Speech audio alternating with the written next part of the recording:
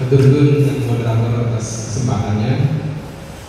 Juga terima kasih kepada rekan-rekan Dinas, rekan-rekan Baik Bandung yang telah berkenan mengundang kami dari KBBB untuk berbagi terkait dengan pencemaran udara. Assalamualaikum warahmatullahi wabarakatuh.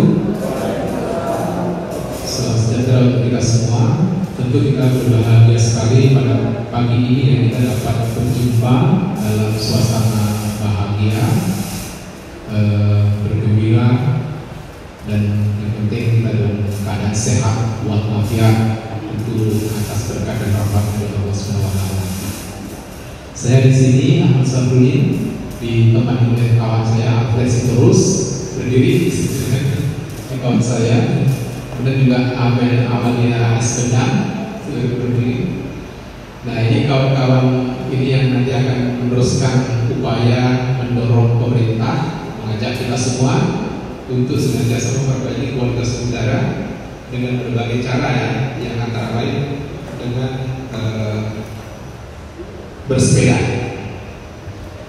Dan sesuai topik yang diminta oleh kawan leaders dan juga Baik Kota Bandung, saya akan menyampaikan isu topik tentang pencemaran udara. Tentu dikaitkan dengan bike to school, bersepeda ke sekolah. Jadi jelas banget.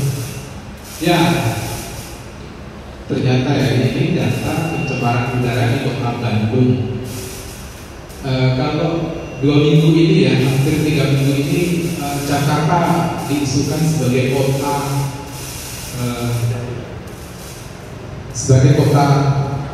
paling tercemar udaranya di dunia. Ternyata Kota Bandung juga nggak kalah tercemarnya. Sebenarnya nggak juga Bandung biasa saja, tetapi Yogyakarta, Semarang, Surabaya, Kota Medan, Palembang, Batam, kemudian Makassar itu juga memiliki problem dengan pencemaran udara.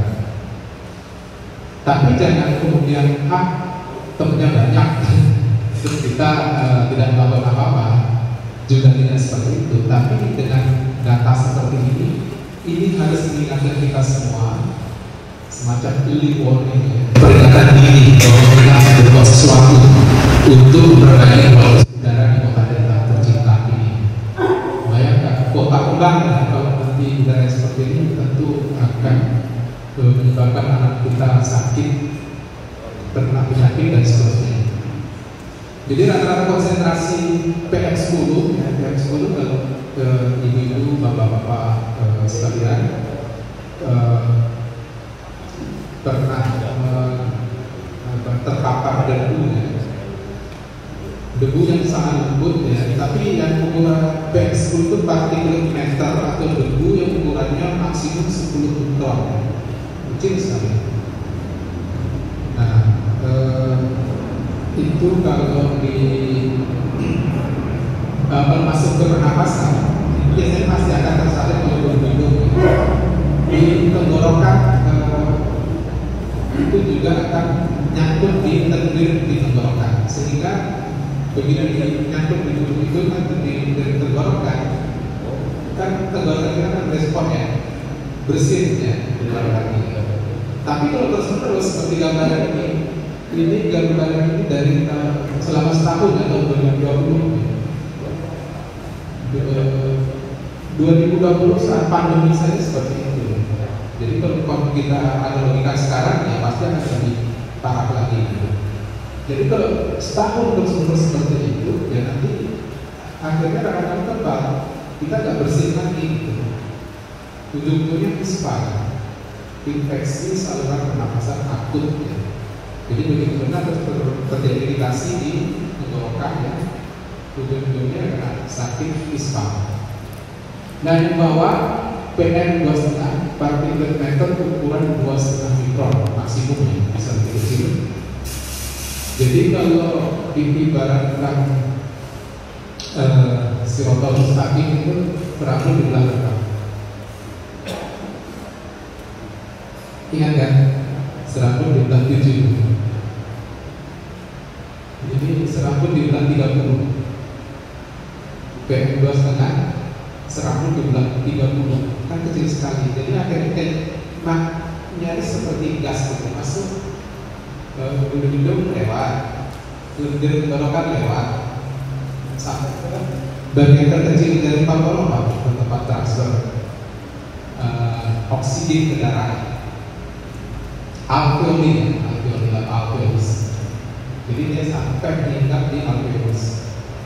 Sebagian ditransfer ikut ditransfer bersama oksigen ke darah, sehingga kalau berjalan terus nyangkut di jantung maka terjadi jantung koroner, nyangkut di ginjal ya bisa kanker ginjal dan seterusnya. Kalau beredar di darah bisa hipertensi.